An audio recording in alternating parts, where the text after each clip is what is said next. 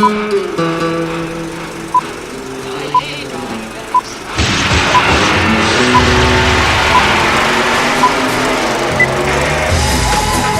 to the Reviews Without Remorse podcast with Joe and Dave. Be warned, the discussions in this podcast will contain detailed spoilers. For spoiler-free reviews of newly released films, please check out our channel Reviews Without Remorse on YouTube and VidMe. Enter at your own risk and enjoy the show.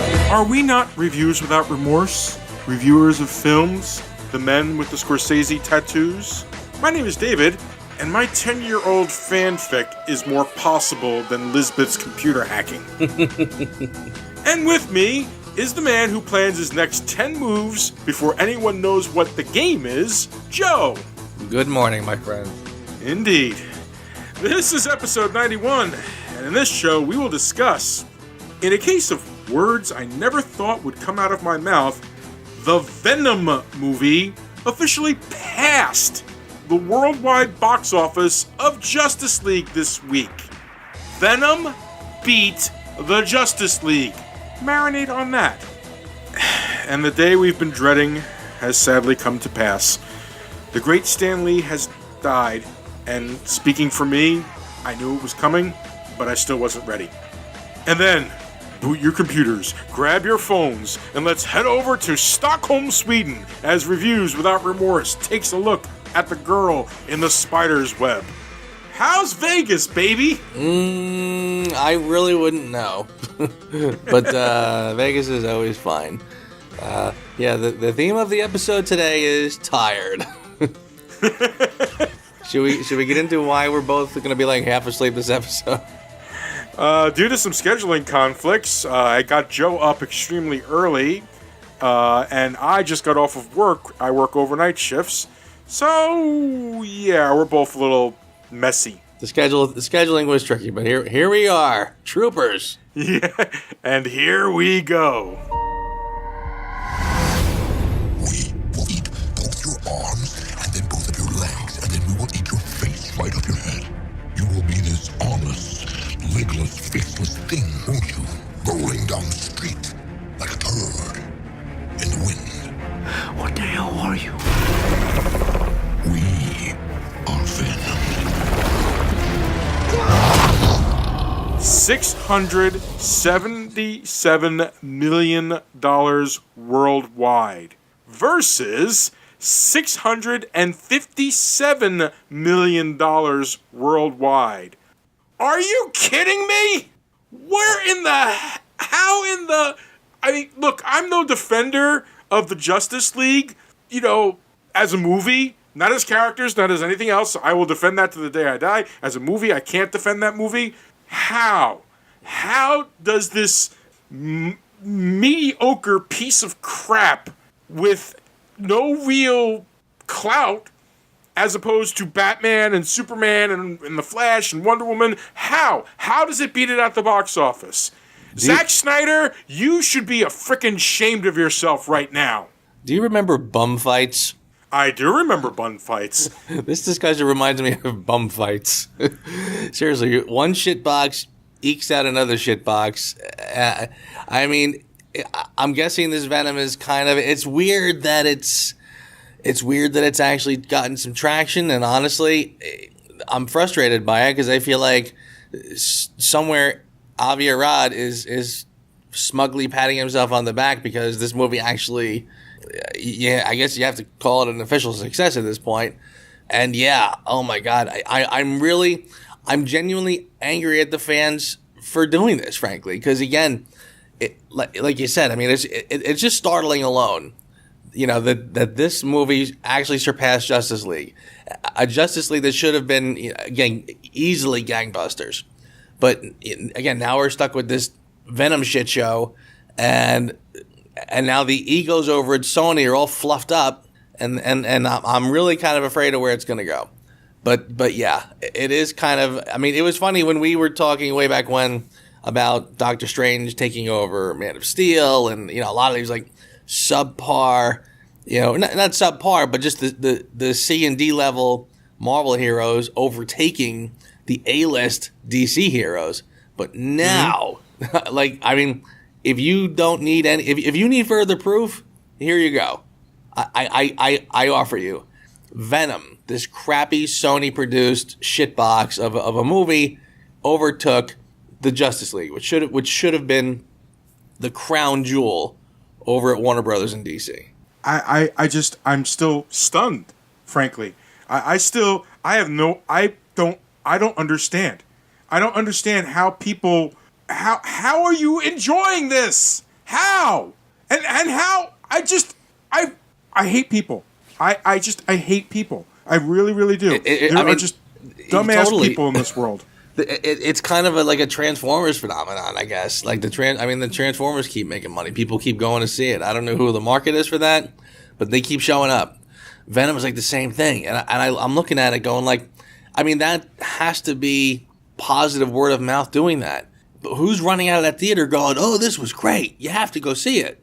There was like one or two funny lines in it, literally, and the action was meager. The people who want more violence in their movies are not going to get it from this.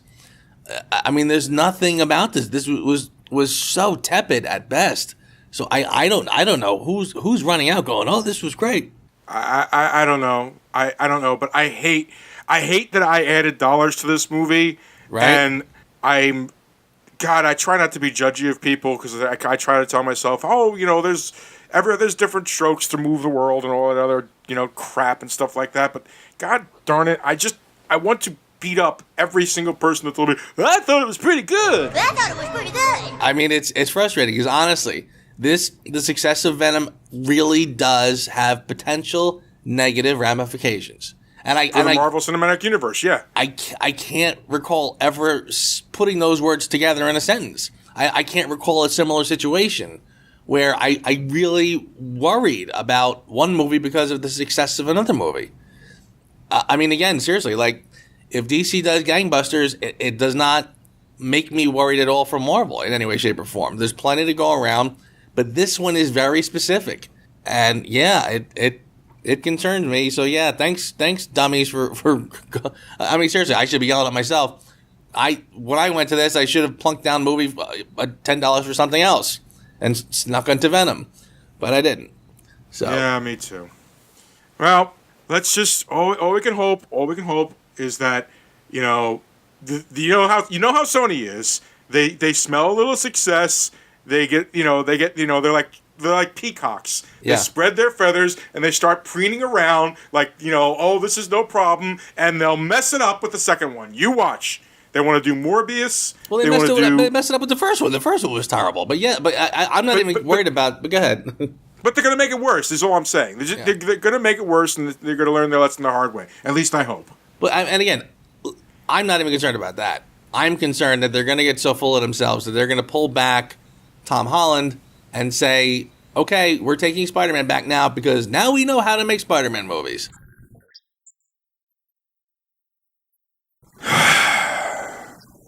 Born December 28th, 1922, Stanley Martin Lieber wanted to be a novelist. He went to war, he came back, and started working for a place called Timely Comics. He always wanted to be an author, so he worked in the comics, but he didn't want his name to be used for whatever comics he was working on, because he kind of felt like, well, I want people to take me serious. I'll just come up with a pen name for the comics. Stan Lee was then born from that desire. Spider-Man, the X-Men, Iron Man, Thor, the Hulk, Fantastic Four, Black Panther, Daredevil, Doctor Strange, Ant-Man, all co-created by this man. I'm Stan Lee. I've been writing stories for the young generation for the past 30 years. And in the course of that time, well, I would imagine I receive about 200 to 300 fan letters every day. For years, we have spoken about how the day is going to come where these cameos from Stan Lee were going to end. And when that happened, it would be the hardest moment in a movie. On Veterans Day, November 12th, 2018, we lost Stan Lee. And as I said in the opening, I knew it was coming, we've all known it was coming. He was 95 years old. He lost his wife about a year ago, and that is like the oldest cliche in the book, where a couple that has been together for so many years, when one dies, the other one is not that far behind. But I still wasn't ready, and I'm still hurting, and it's very hard to talk about, actually. So I'm going to let you run for a minute here, please. As you were running down the list of the great Marvel heroes that he co-created, I said to myself, I really, really hope now that the Marvel MCU does a Fantastic Four movie, because I kind of feel like at this point it would be the best tribute to Stan Lee to take those characters and make it work on screen. And I wish he stuck around long enough to see it. But being the silver lining guy that I always am, which can sometimes be annoying, you have to look at Stan Lee and say that is a tremendous life. To, like you said, started out from very humble beginnings, wanted to be a writer, and sort of inadvertently got into something which not only became much larger, much richer than probably anything he ever thought it would be, to the point where he himself literally became an icon. I can't... You show me somebody over at DC who is the equivalent of Stan Lee. He has become so larger than life, so admired. And for him to live long enough to see the MCU become what it was. I mean, we are 20-something films into that, right? Where all of those Marvel heroes that never got their due on screen finally got their due and then some. And that part of Marvel, I mean, he created the Marvel universe in a comic form, and then to see it sort of become so incredibly mainstream and embraced by the larger public, that has to be amazing. So yeah, I mean, I would like to take the opportunity to really revel in this man's success and to his incredible contributions to modern American mainstream culture. Captain, that's your cue. I thought he'd be taller. There was something I read which said that Stan Lee's greatest character that he ever created may have been Stan Lee himself. Because, like I said, his name was Stanley Lieber. Stan Lee was just, the name that he used for comics. Stan's soapbox was as required reading in a Marvel comic as the comic itself. The man just oozed charm and oozed enthusiasm. You couldn't, whether you believed with his politics or anything like that, it didn't matter. He just came across so genuine, so kind, and so passionate about the industry as a whole. The biggest cheerleader for Marvel was Stan Lee. The first African-American superhero created by Stan Lee and Gene Colan. Okay? The first. That was Falcon. Not many people realize that. Captain America 117, September 1969. That was the first. His outstanding, and controversial 3-issue plot on when Harry Osborn became addicted to prescription drugs. The first time that a mainstream comic book was published without the Comic Code Authority seal, because it involved drugs, so it cannot. We do not give the approval, and they put it out anyway. Okay, not since the 50s has a comic been released without that seal. Without that seal, it was considered like dangerous, But they did it. He did it. Him and John Romita Sr. That's just in the comics. But then he became the spokesman for comics. He made it. When comics was still being the tee-hee, isn't that cute thing, Stan gave it legitimacy. Stan had the imagination, the drive.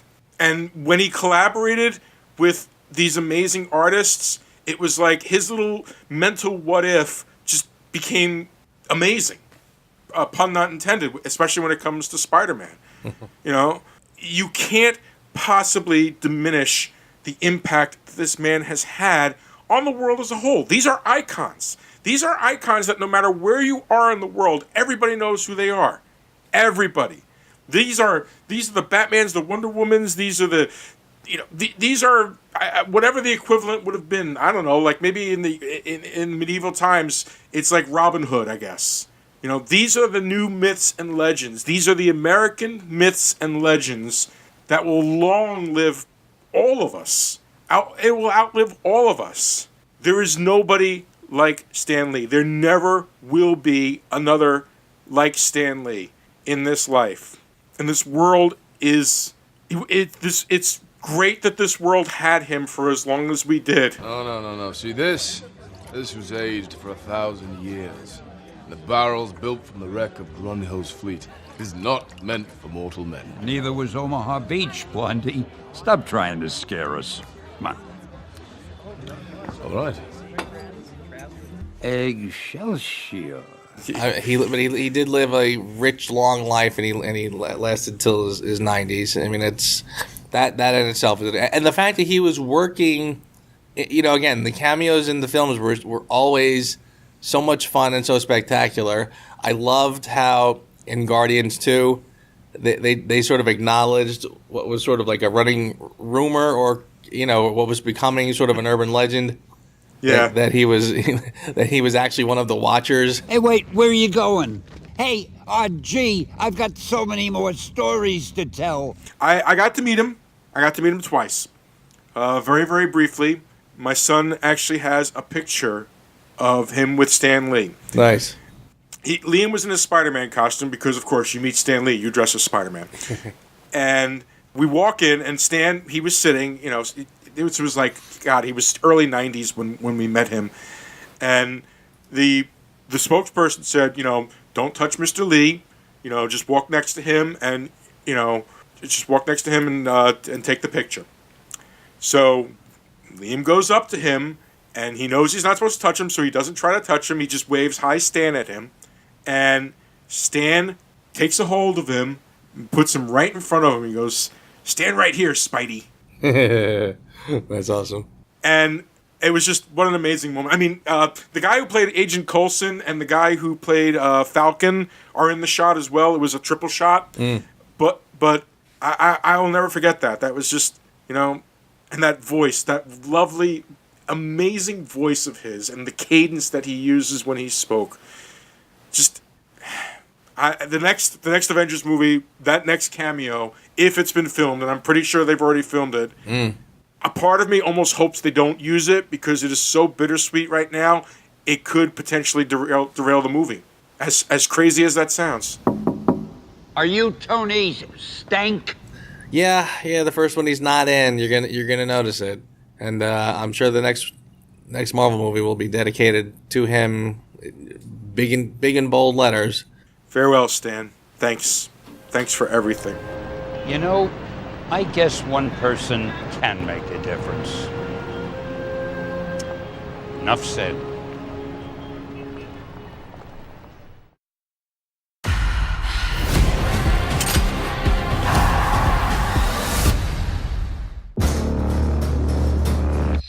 Are you not Lisbeth Salander?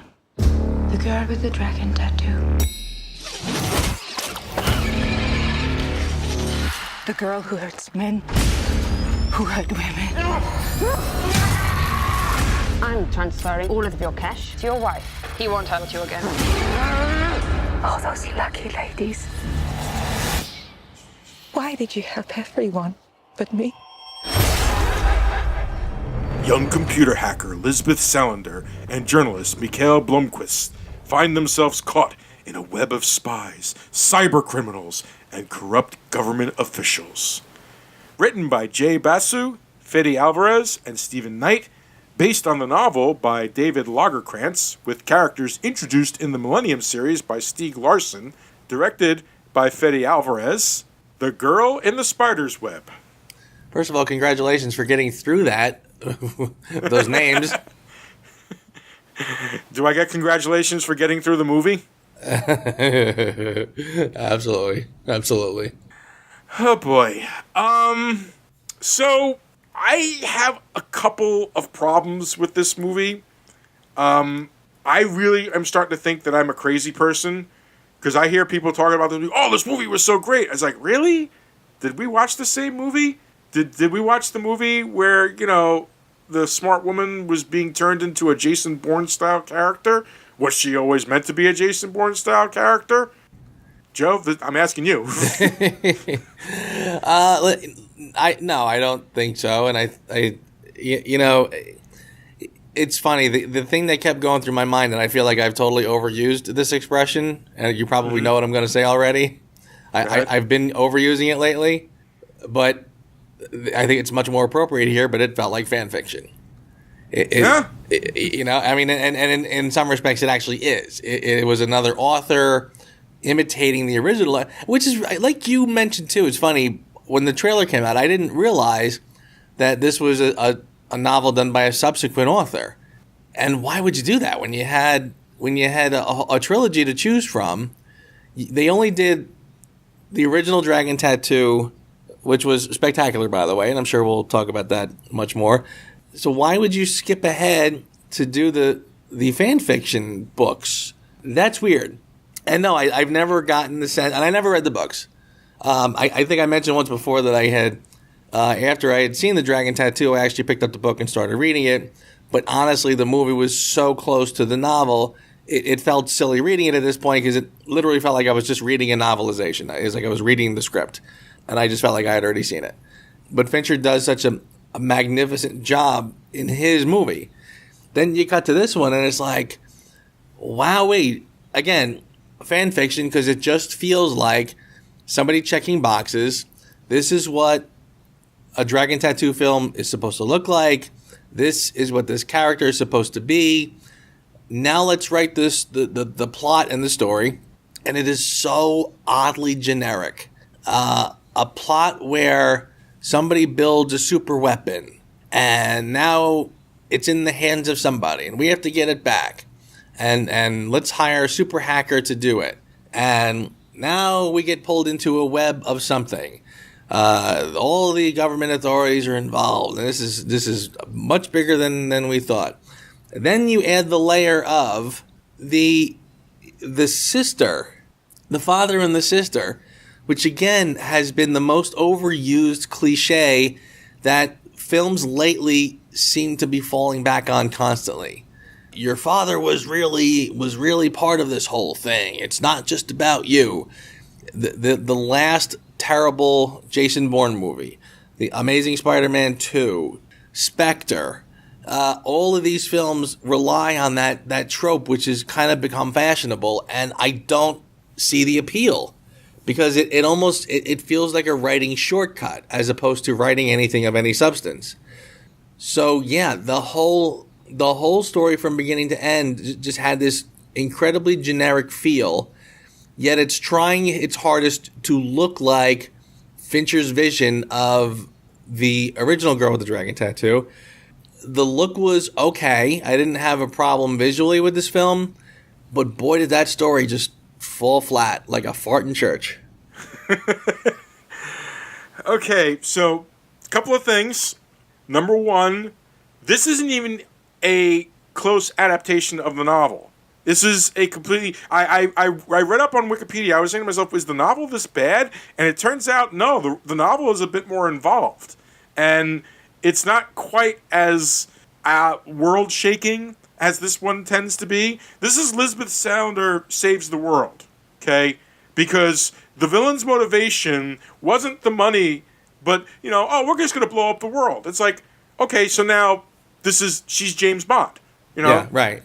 This is no longer... It opens the movie with a scene of her, the quote that I bastardized for the opening. You're Elizabeth Salander. You save women. It's like, there's a story. Okay, I wouldn't mind pursuing a story like that, something interesting, something with intrigue and stuff like that. I wouldn't mind that. But no, that's just a teaser. That's nothing. That's just a quick scene to be like, ooh, look how badass I am. Look at how, smart I am and how I can do all this stuff. And I was kind of like, okay, kind of a little bit of bait and switch, whatever.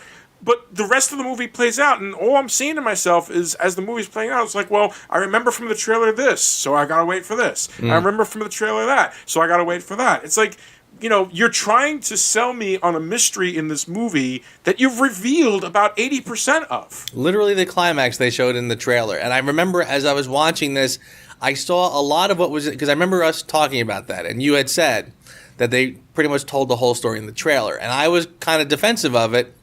I felt, and as I was watching it, I remember seeing a lot of the trailer in the first part of the film, and I thought, okay, good. I mean, at least they didn't reveal. Sure enough, you get to the climax, and there's a shot that we saw in the trailer. So the reveal was already, like you said, it was already done. Yeah. So what was the point of that? I don't have a problem with the actress. I felt that Claire Foy did fine. Agreed. With what she had. Her accent was pretty strong. I felt that the emotional scenes, for whatever they had to be, she reacted in a way that was appropriate. There were times that, like, you mentioned how visually the movie looked really good. And I agree that visually it was. But there was times that it just felt like the movie was so far up its own ass with the visuals. Yeah. It's like, if they did another shot of her, with like a backlight against her as she's solemnly holding on to her knees and there's lights underneath her and she's by a window. If they had done that one more time, I was like, oh, I'm out of here. Right. This is ridiculous. Come totally. on. I completely agree with that. I did laugh to myself. Where do you find this many windows to sit in? Yeah. No kidding. With that beautiful white light. She's in a club. She's walking around a club. She's having a cigarette. She's walking around the club. This massively loud music, boom, boom, boom, boom, boom, boom, and she finds the one window in the club to sit into. Which no one else is sitting in, right. The club is crowded. Which no one else is sitting into, yes. Yeah.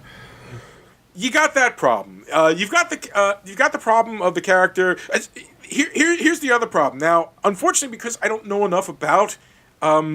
I didn't see the original Dragon Tattoo, and I've always wanted to see the original Naomi Rapace versions of them. Because I didn't see it, I didn't understand the significance of her relationship with Bloomquist. So obviously there's a very strong connection there. At least that's what they were trying to get along. But then she goes and connects with, say it with me, ladies and gentlemen, the special needs autistic savant little boy, August. Yeah. I was like, is somebody checkboxing this? By halfway through the movie, I said to myself, this is a joke. This is a joke, right? You're making me watch an episode of NCIS, because that's what it feels like. This feels like an episode of NCIS. My dad would love this movie. Rest his soul. I felt like, what is it you're trying to tell me? What is it you want this to be? Do you want this to be an intelligent thriller? You failed. Do you want this to be an action-adventure movie? You failed. Do you want this to be a movie about an extremely intelligent woman who's 10 steps of everybody at every stretch of the imagination? Oh, you failed big time with that, but I'll get to that in Who Asked You. Yeah. Well, put it this way, we got some time to talk about this movie, so I have a feeling we're going to talk about a lot of stuff before we get to that part, because there is like some glaring things in the as the story moves along that it's just like, wait, what? It almost moved too fast. I mean, one minute she's stealing the damn software. The next minute she's getting her apartment blown up, and that like happened like really damn fast. And it's like, well, how did they know that she had it? Did they ever really properly explain how they figured out that it was her? Yeah. One of the first things that happened is she breaks into the NSA to get this Firefall protocol, which will allow anybody to control all the world's nuclear weapons. What? Yeah. But let's push that aside for a second. That's the MacGuffin. We're gonna just here is our MacGuffin. Let's push the MacGuffin aside for a second, okay? Elizabeth Salander, smartest woman ever, expert computer hacker. They find her in like 5 minutes from the NSA. 5 minutes. The guy literally finds her in 5 minutes. What? Yeah. Is she the world-class hacker? Is she the woman who, with a touch of her phone, she puts $20 million in a woman's other account and so on and so forth? This is her? Is she a script kiddie? Or is she a hacker? What is she? Yeah. There is no way it should have ever traced back to her if she was the hacker that she said she was. It was so obvious, and I thought at that point that the whole point of the story was going to be that somebody had set her up in advance to look like she had stolen it, because they got, like you said, they got to her so ridiculously fast, and then it was not that. So yeah, it was just like. Or it may have been that, and they cut it out for time to keep it under 2 hours. Who knows? No, because the whole rest of this, I didn't get a sense of that at all from the rest of the plot. There wasn't like it wasn't this mission to frame Lisbeth Salander. At least that's not what I got from the rest of the story. Well, no, actually, there was a moment where they did. Remember when the guy drugged her and then put the gun in her hand and shot the dude? That was a frame up attempt. Yeah, well, yeah, but that was kind of later on. It wasn't like again, the story. If that was a part of this story, it was definitely not written enough that I understood it. And the frame up later, I just felt like that was an afterthought. I didn't get a sense that this was a plot all along. And plus, at that point, I guess we're supposed to understand that the sister is involved somehow. So the sister might be. I don't know. I never got the sense of who the sister was and what her involvement and is she trying to get back at her sister, which of course did not make any sense. The sister tried to rescue her. She chose to stay with the father, so I didn't get that whole side plot. And honestly, it had that Spectre weirdness. Like, I mean, you've seen Spectre, and yes. the new Ernst Stavro Blofeld is really James Bond's stepbrother. Yeah, exactly, right. Ripped right from the pages of Austin Powers 3. But it was the same thing when you walked away from Spectre going, wait a second. Okay, this guy is James Bond's half-brother, or step-brother, foster brother, I don't know. So, but he's so pissed off at James Bond that he, either by coincidence or by design, decides to become the world's greatest terrorist so he can go head-to-head someday against the world's greatest super spy. Okay, fine, whatever. This had that same vibe. I'm your disgruntled sister and I have a bone to pick with you. Oh, I'm also the head of this terrorist organization. The very terrorist organization. Yeah, the very terrorist organization led by the father that abused her for years. This is your idea of revenge? Yeah. Oh, the man that abused me for years. I'm going to take over his company and I'm going to blow up the world. What? Right. I'm either pissed off at you for leaving me in the hands of this man, or which made no sense. Right. Or I'm so impressed with this man that I'm going to follow in his footsteps. Right. Well, which is it? Story. You can't have it both ways, and it doesn't make sense the way they tried to do it. Not to mention the sister wearing red all the time was so on the nose. I was like, all right, guys, come on. Yeah. There is a plethora of tropes in this movie that just made me roll my eyes as it was going along. The audience I saw it with didn't react. There was one laugh. There was one laugh in the entire movie, which we'll get to, for me and for like one other member of the audience. And even then, it wasn't enough. There's no personalities really exuding from any of these characters, and I don't blame the actors. I kind of feel like the actors were actually trying. I felt like there was an attempt. Even the kid was trying, to come across as, sympathetic, but there was no plot there to make it worthwhile. Yeah, I wasn't afraid at any point. I wasn't in suspense. At no point did anything, and it could be maybe because the trailer shows, oh, don't worry, Lisbeth Salander's got that, super sniper rifle, whatever the hell thing that is. What in the hell was that? How is this Mr. Computer Hacker from the NSA able to fire a world-class sniper rifle through frickin' walls to hit his damn targets? Well, actually, back up a little bit. I love the part where the other super hacker, the man in the chair, he somehow taps into the home security, I think, I guess, and again, I didn't quite understand fully what they were trying to convey, but it seemed like he was tapping into the home security system to the cameras in the house and somehow using the cameras to plot out a layout of the house, like a 3D schematic of the whole house. With heat representations of people. Yeah. Based on, again, by hacking the security cameras. I literally sat there watching this and I thought to myself, this is Superman 3 levels of BS when it comes to what computers can do. Uh-huh. Again, no. And of course, the movie was riddled with that stuff. And then it tries to have its poignant moments. That whole last scene with her and the sister, it's supposed to be, this is supposed to be the big denouement scene. This is the scene that's going to bring all this stuff together. And there they are, they're facing off each other, and it's like, I don't care. Shoot each other. Shoot each other. Yeah. Both of you die. That would be a much more ballsy ending than this cliche-ridden filth that is an excuse at a thriller. Did I miss the memo on how thriller movies are supposed to be, or mysteries are supposed to be? Did I get off my lawn? Get off my lawn. Is that where I'm at? Am I at get off my lawn of thrillers? I think of the movies of Brian De Palma. Like, I recently got into a kick where I was rewatching Blowout and Dressed to Kill, and they're not like the best movies of all time, but they had a beginning, a middle, and end. They had compelling characters. They had moments of surprise and suspense.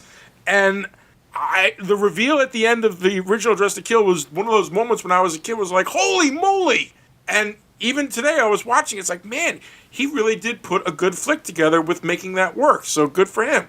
I missed Brian De Palma watching this movie. I missed Brian De Palma. And Brian De Palma is not the greatest director on the planet. I've been told you're the only person who can pull this off. Shadows are coming. That depends. What am I looking for? I realized too late that I'd created an abomination. And you want me to steal it for you? Please, help me.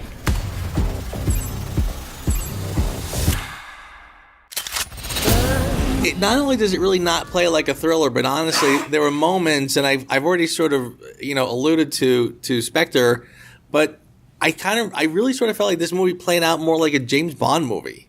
Yeah, even including the pre-title sequence. Honestly, that shot in the beginning, that scene that just pops up where he again rescues the wife against the rich abusive husband and blackmails him. Like, things have to really, first of all, that scene, again, a takeoff on things that they had done in the prior movie, but much, much more satisfying in the original, because there were some stakes involved. Here, like I said, it just feels like a pre-title sequence, a tricky little scene to sort of introduce you to the character, I suppose, done really weird. And again, the whole planet has to line up. Like, again, it just felt like such lazy writing because, you have A, battered woman, B, a rich, powerful, no good, rotten skunk of a husband, and C, enough other bad stuff he does to be able to blackmail him to make the whole plan work. So it's like, all right, I get it. But again, it felt like this movie was very easy to write. Yeah, it's easy to write if you've got a checklist of things that you have to include. Again, this movie reeks of committee. I don't know, because everything in here is just so. I feel like as I was watching the movie, I was saying to myself, maybe this is just not my demographic. Maybe this movie is designed for like 18 to 27-year-old girls, as, kind of like a woman power feminist type thing. And then alternatively, it's for your 62 to 80-year-olds who, thrive on a diet of NCIS and CSI and all that, dreck. But it didn't, again, but it doesn't, you're right. No, it's targeted for that, but it doesn't work that way. Again, like you said, they err on the side of making it an action movie, and it doesn't really like a piss poor action movie. Again, the action is not good, but the scenes tend to fall on that as opposed to scenes that are more thrilling and seriously, all that hacking stuff was so bad, was so dumb. First of all, I love the scene, and they showed this in the trailer, where they blow up her apartment, and she jumps in the tub. First of all, again, I love how everywhere she goes, it's set up to be like a fortress, like a fallout shelter. That with the panic room that nobody can get into and all that. It's like, all right, I get it. But yeah, they blow up the apartment. She jumps in the tub. I remember thinking when I saw it in the trailer, it didn't bother me. I thought, okay, that's fairly reasonable. I don't have a problem with it. But then they cut to the outside where half a mile away, the car alarms are going off. Yep. So now I'm saying to myself, okay, wait a second. Now, if the explosion is that big, first of all, how is the apartment still standing? Much less the tub is untouched. All the water is still in the tub. But it was big enough, again, to rattle the windows and set off car alarms half a mile away. Dumb. Like again, if you just sort of kept it a little smaller, it wouldn't have been such a big problem. But they go over the top, and it just plays out as stupid. Just like, I know, I don't want to steal your thunder because I know that this is going to be your Who Asked You. but there's too much to talk about with regard to those stupid hacking you don't know scenes. what my Who Asked You is. You might be pleasantly surprised, but please, continue. Well, first of all, the scene where they kidnapped the son. Well, I get, okay. It was right after the scene. They kidnapped the son. They frame her for shooting the guy. She's out cold because they injected her with something, right? What does she do? She knocks over a bottle of pills. She crushes the bottle. She crushes the pills into a powder and snorts it. First of all, who knows what those pills are for? Okay, who knows what that is? And I would say 9 times out of 10, that would have only made her sick, if not kill her. Right. So, I mean, if those were aspirins, I'm pretty sure she would have overdosed and died. Anyway, this wakes her up, and she stumbles out after the guy, following her in the car. What does she do? She grabs the cell phone, tap, tap, tap, tap, tap, hacks into the car, so much so that she can communicate with the kid in the back seat by tapping into the rear screen and saying, put on your seat. First of all, he had to accept the thing, which somehow he knows how to do because he's super genius too, by the way. Can communicate with him and says, put on your seatbelt. And first of all, most of us can't even text a full sentence and drive anyway, but she's half stoned, has been able to type all of the code needed to crack into this thing and type the whole sentence, put on your seatbelt, just by her driving and texting with one hand. While she was drugged, and she's got a freaking dead body kind of bumping into her every other freaking turn. Exactly. So that, I mean, and then she sets off the, she can remotely set off the airbags. Wrong! And and knocks the guys out, and the car stops. And the car conveniently slows to a stop, as opposed to driving off the road or anything like that where the kid would be injured. Wow, is that a convenience? And again, the kicker for me at that point, it was like, as stupid as that was, the scene later where they grab the kid and they're driving off, and she's like, oh no, they're getting away, and doesn't do anything. I'm like, grab your phone and stop the car. Yeah. Grab your cell phone and stop the car. You did it before. Why are you sitting there watching this one just drive off? I'm like, you can do it. You did it in 30 seconds before. Movie, you're writing your own rules, then stick with it. No, they can't be possibly held to their own rules, Joe. There's style. There's style that has to happen. She has to be in that window. She has to be in that window with the white background. She has to be sullen. She has to be able to super hack. But she can't do it all the time, Joe, because it's cheating. Don't you understand? I did not enjoy this movie. I really, really did not enjoy this movie. I wasn't cursing your name during it like you probably were when you saw Tomb Raider, but I did not enjoy this movie, and I didn't understand how anybody enjoyed this movie. It insulted my intelligence. You really have to have a very cursory interest in movies to really get the, because again, like I said, it, like you said already, whoever it's reaching out to impress, it doesn't do that well. And by the way, the other scene that was just so ridiculous. Again, when she breaks the guy out of jail. And first of all, when you saw the guy in the beginning, the black guy from the NSA, what was the NSA or CIA? I forget which. Again, as soon as you saw him in the beginning, it was so obvious that he's going to start off as a bad guy, but end up being the good guy. Yep, they're going to team up at the end. Right. I mean, it was the so trailer telegraphed. showed that. It was so obvious. Well, you didn't need to. The trailer showed that. I didn't remember that part. I really didn't remember the trailer. I remember him, being like, I forget what he said, but it was basically along the lines of, it was basically along the lines of, well, she's got your number, or something along those lines. Just some kind of praise that he threw upon her in the trailer. I don't remember because I'm trying to ignore it. But But that scene when she's breaking him out of jail, and it was like the airport jail or something or other, I guess. And she's walking around doing this, doing that, cell phones here and there, the pink hat. And luckily there was a girl laying there sleeping that when she put it on her head, the girl didn't even budge. Yeah. Come on.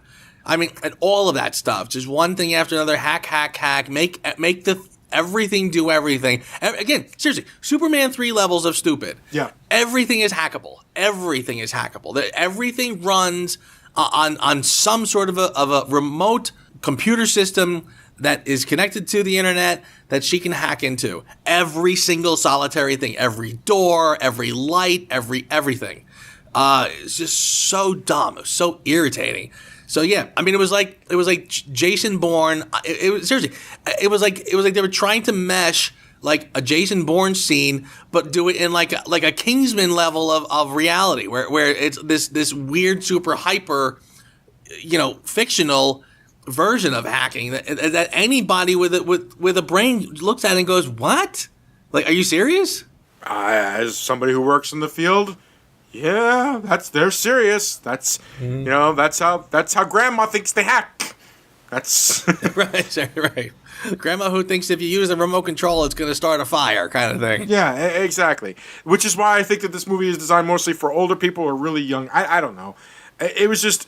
It was extremely hard to get through. It was extremely hard to take. I couldn't understand all the choices that they made in this movie or why. I kind of felt like that they might have had a decent plot going on, but they would do this thing where they would crutch the character with these super terrific happy hour hacking skills and then have her make dumb mistakes that she shouldn't make. Yeah, which we're going to cover in a minute. I'm going to cover in a minute. We're going to go into more detail about that. But it's just, this was a frustrating experience. This is not anything what I expected. And I kind of feel like we need to go cleanse ourselves and watch the original Dragon Tattoo, the David Fincher Dragon Tattoo, so maybe I can understand a little better. Oh, that's what they were trying to do. No, you still failed. I highly recommend watching the David Fincher version, because first of all, not only is it based on the book, which again is much more grounded in reality. It's not this fantasy computer hacking, this plot to steal the world's ultimate super weapon, this James Bondish style script. It was a much more subdued story, a gritty story. I mean, again, that was about like solving murders and not the whole the world is at stake nonsense. And not for nothing, you have David Fincher doing it, who is masterful at what he does. And I was watching a video recently. There was a really great YouTube video somebody did comparing Fincher's version of that novel to the other version of the novel, the other trilogy with Naomi Rapace. Mm-hmm. And he shows, again, very similar. It's like almost scene for scene because they're sticking close to the book. But Fincher just does it with this a level of mastery that it's hard to even explain away in a sentence or two. But every scene he does just has a little different angle to it that really sets it apart from anything else. And again, and one of the things that I thought was bizarre about this movie, the original novel, and I'm just going to refer to the original movie by Fincher, the journalist, Blomquist, whatever his name was. Yeah, Mikhail Blomquist. He's the main character. Yeah. It's about him. And the girl with the dragon tattoo is treated as kind of this sort of mystery person. And, she's incredibly smart. She's incredibly this and that and the other thing. But she was not the main character by any stretch. He was. So you get a lot of her from his perspective. And she gets a big chunk of her own scenes to herself. Like, it's not like she's not a tertiary character by any stretch. I mean, she's one of the main characters, but not the main character. And again, this sort of, that mystery about her is done much better when it's sort of through the eyes of a main character. Here, she's the entire focus of the film. She's clearly the main character by a stretch, to the point where the Blomquist character, I'm not even sure why he's even in it. There is no reason why he's in it.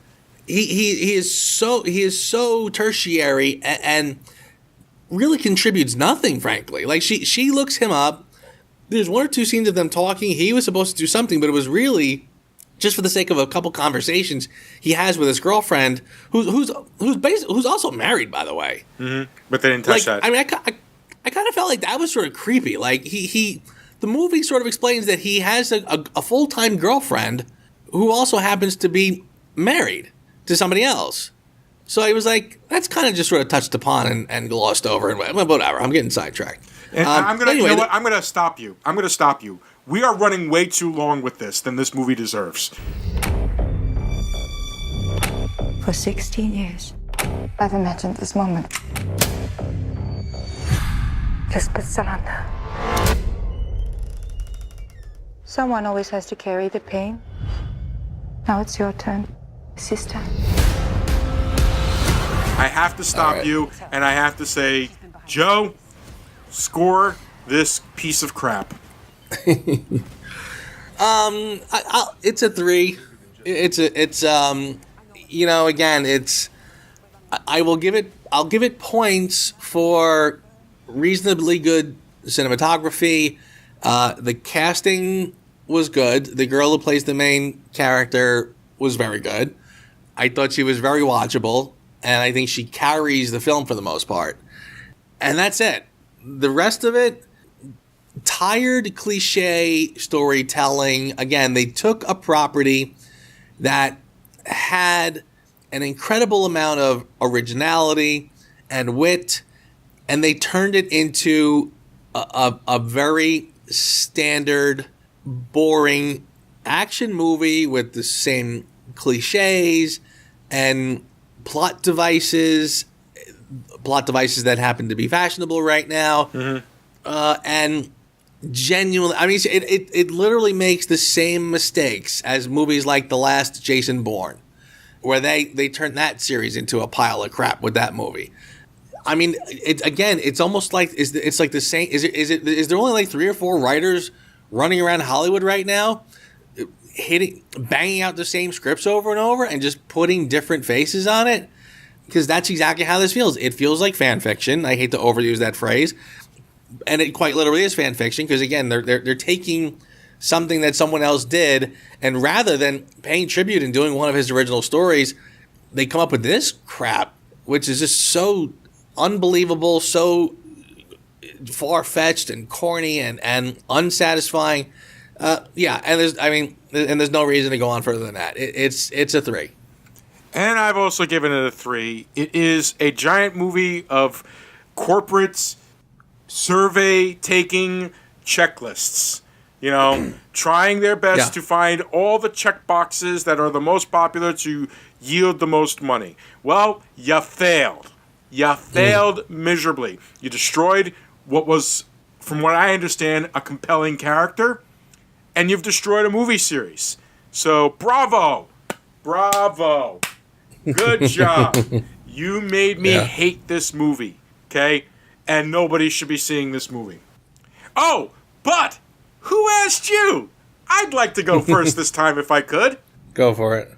Okay, so y'all remember that wonderful scene in the airport where she breaks the NSA hacker out? Yeah. Okay, check this out. Okay, you're going to love this. Okay, here we go. The entire sequence was actually done pretty well. It was, here she comes, and it shows her as she's like, the movie opens with her playing chess against her sister. So it's almost like you see her kind of playing a giant chess game, with all these people, with all that stuff going around. And it's relatively well together.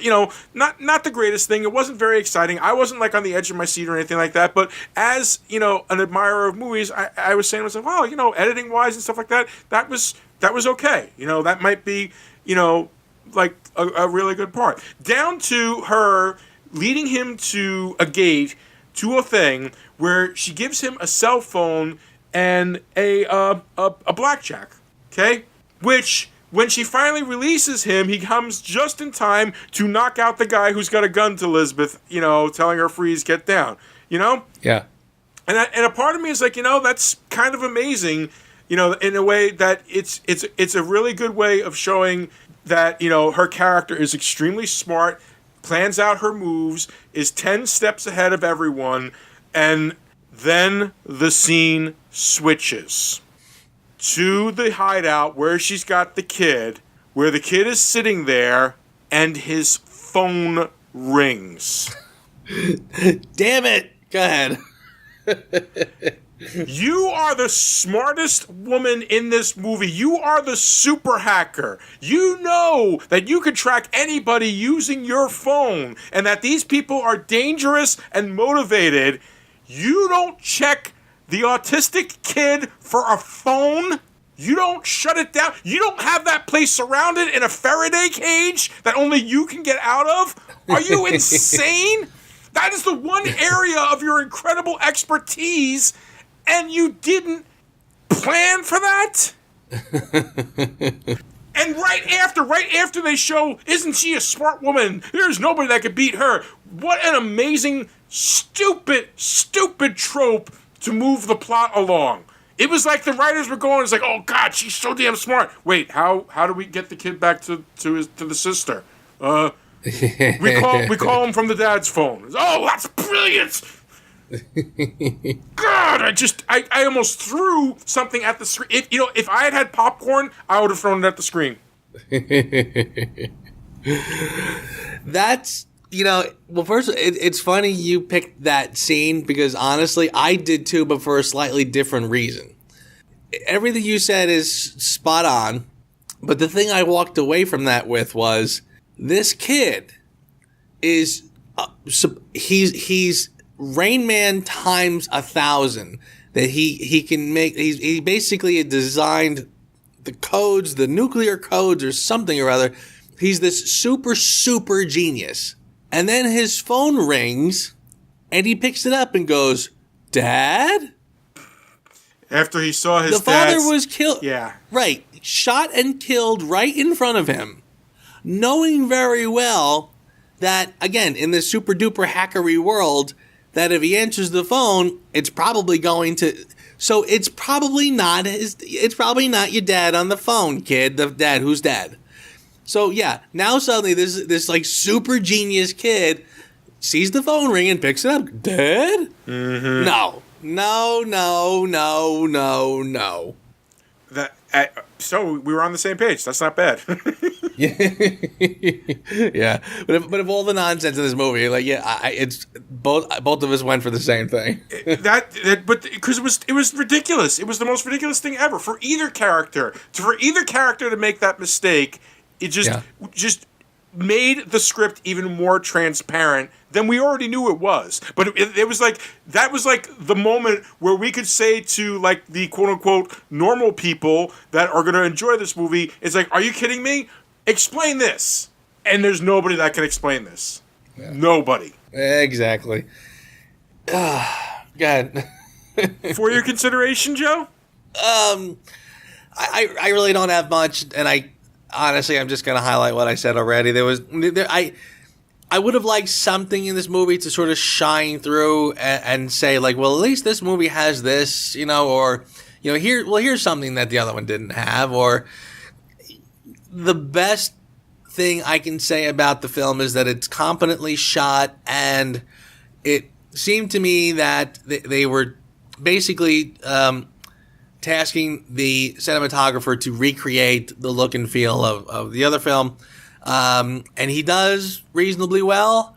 And I thought the actress playing the main character, Claire Foy, doing Elizabeth Salander, was perfectly serviceable. I thought she did a fine job. And that's the best I got for it. This is absolutely positively not a film I would recommend. It like you said, it does feel like nothing more than an episode of a crime show, and not a very good one. I feel like I've seen, and I'm not really into crime shows. My girlfriend is the one that every time I go over, if it's not the Golden Girls, it's going to be NCIS or one of those sex crime shows or whatever. And and they're all pretty interchangeable. I kind of feel like at the beginning of every show, I kind of go, oh, the twist is going to be it's really that guy. And this felt like that, but not even with as much inspiration, really. It was so just by the numbers, typical tropey stuff with just a lot of silly, again, all that computer hacking with no basis in reality, and anybody with half a brain watching it is going to go, wait, what? Like, I'm literally serious when I say I had flashes of Superman 3 watching this. You should have. So... You should have. I sometimes feel like Gus's supercomputer had more basis in reality. Honest to God. So, anyway, yeah. It's a very forgettable, very disposable film. Extremely. For me, I only had one moment in the entire movie that gave me an emotional response, so I'm going to highlight it. Okay?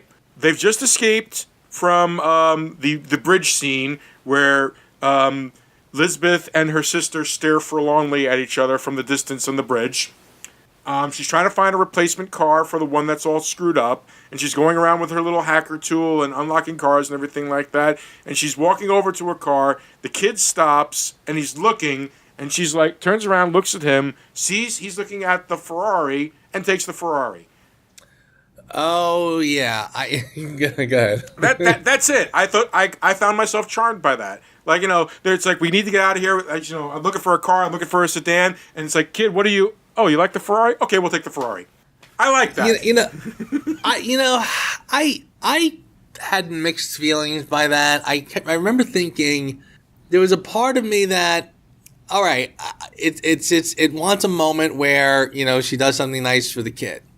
But then the other part of me was like, do you really think this kid, after seeing his father murdered, is going to give a rat's rear end about the car? And then when she took the car, I kind of thought to myself, yeah, because that's totally inconspicuous. You're trying to you're trying to escape and blend in and disappear, and you pick the biggest, sexiest hot rod you can find. Mixed feelings on it, but I will not take away from what you said that it was an attempt at an emotional moment, and it does what it tries to do. Yeah, I mean, that was actually it. That was the only time in the entire movie that I actually felt something. I chuckled. I was like, huh. I chuckled. That was it. I mean, I loved Claire Floyd's performance, and I love the cinematography, but in a movie so dreadful, the fact that it can elicit one emotion for me, I'll give it credit for that, even if it's just a chuckle. I agree. But if you think the emotional beating fest is over, ladies and gentlemen, oh no, you haven't looked at the calendar. Nope. Joe and I have one more week of having our hearts broken and torn apart, as next week we finalize the Christopher Reeve era of movies. And I can't believe I have to include this in the Christopher Reeve era of movies, but here it is. As we do, Superman Returns. Yeah, technically it counts, in a weird roundabout sort of way, but so yeah, we'll be here talking about that one and see what we think about it. Yeah. That'll be surprises and twists and turns. Oh yeah. Like a bullet to the eyeball. Absolutely. Until next time, sir. Go to work. Nice. I'm going to bed. Yeah, nice job, my friend. And my double espresso got us through it, so got me through it anyway. All right, man. You have a good one. Good night, ladies and gentlemen. See you next week. Thanks for listening to the Reviews Without Remorse podcast with Joe and Dave. Join us here every Thursday for a new episode. And be sure to check out the Reviews Without Remorse channel on YouTube and VidMe for spoiler-free reviews of new releases, as well as in-depth discussions of current and classic cinema. If you enjoy this podcast, please consider becoming a patron. You can find our page at patreon.com. As little as $1 a month goes a long way. All clips in this podcast are used for commentary and critique, and is considered fair use. No copyright infringement is intended.